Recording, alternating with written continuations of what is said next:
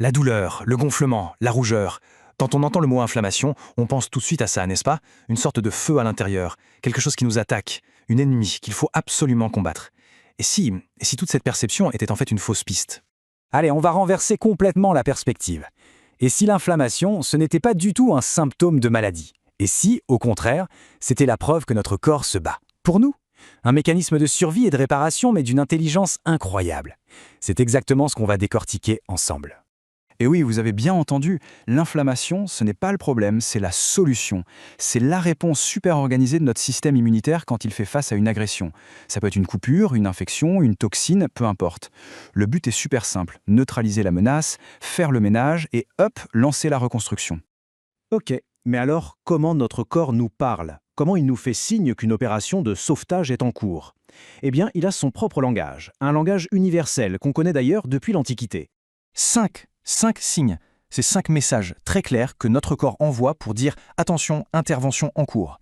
Et il faut bien comprendre que ce ne sont pas juste des symptômes désagréables, non, c'est la manifestation visible et tout à fait logique d'un processus de guérison. D'abord la rougeur, le premier signe. Pourquoi?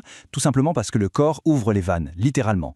Les vaisseaux sanguins dans la zone se dilatent à fond pour faire arriver un maximum de sang frais, et ce sang, il est chargé de troupes d'élite et de tout le matériel de réparation nécessaire. C'est la mobilisation générale, la toute première étape. Ensuite, la chaleur. Logique, non? Qui dit plus de sang, dit plus de chaleur.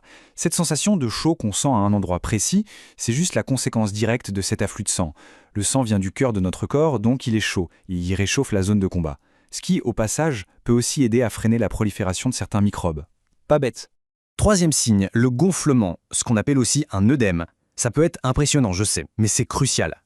Les parois des vaisseaux sanguins deviennent temporairement poreuses, un peu comme des passoires. Pourquoi? Pour laisser sortir le plasma. Ce liquide est plein de protéines de défense et il permet aux cellules immunitaires de se déplacer beaucoup plus facilement sur le terrain. Numéro 4, la douleur. C'est l'alarme la plus évidente, on va dire. Elle est déclenchée par des signaux chimiques, envoyés par les cellules abîmées, mais aussi par la pression du gonflement sur les nerfs. Son rôle? Eh bien, il est simple et vital. Nous forcer à protéger la zone blessée. C'est un signal de prudence absolument essentiel. Et enfin, le cinquième signe, la perte de fonction. C'est tout bête, quand on se tord la cheville, on ne peut plus courir dessus.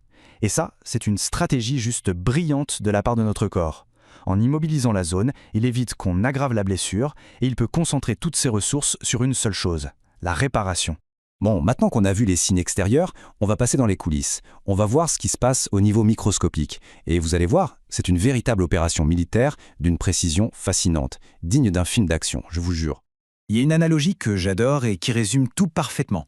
La blessure, c'est comme un appel d'urgence. Les médiateurs chimiques, ce sont les régulateurs au bout du fil qui coordonnent tout. Et les leucocytes, nos globules blancs, eh bien ce sont les premiers secours qui débarquent sur les lieux. Alors, qui lance l'alerte en premier? Le grand déclencheur, c'est une molécule qui s'appelle l'histamine. Elle est libérée par des cellules sentinelles qui sont postées un peu partout dans nos tissus. Et dès qu'il y a un problème, ping, elle sonne l'alarme et ordonne aux vaisseaux sanguins de s'ouvrir et de devenir poreux. C'est vraiment l'histamine qui lance toute la première phase qu'on vient de voir. Maintenant, le plus fascinant, c'est de voir comment les secours arrivent sur place. Imaginez, nos leucocytes circulent à toute vitesse dans le sang. C'est un peu comme une autoroute. Il faut bien qu'ils sortent au bon endroit. Pour ça, ils suivent un protocole super précis en 4 étapes. D'abord, ils ralentissent près de la sortie. Ensuite, ils s'accrochent à la paroi du vaisseau. Puis, ils la traversent. Et enfin, ils suivent une sorte de piste chimique, un peu comme un GPS moléculaire, qui les guide jusqu'au cœur de la zone à traiter. Incroyable, non? Et cette troisième étape, la diapédèse, c'est juste spectaculaire. Il faut imaginer une cellule capable de se contorsionner, de s'aplatir comme une crêpe pour se faufiler entre 2 autres cellules de la paroi d'un vaisseau sanguin, sans rien déchirer. C'est une vraie prouesse de flexibilité. C'est ça qui permet à nos troupes d'élite d'arriver sur le champ de bataille. Mais attention, cette réponse d'urgence, aussi puissante soit-elle, c'est une arme à double tranchant. Le processus inflammatoire peut prendre 2 directions très différentes, soit vers la guérison, soit vers la maladie. Et c'est là la différence cruciale. L'inflammation aiguë, c'est une mission commando, courte, efficace. On élimine l'ennemi, on répare et tout rentre dans l'ordre. Point final.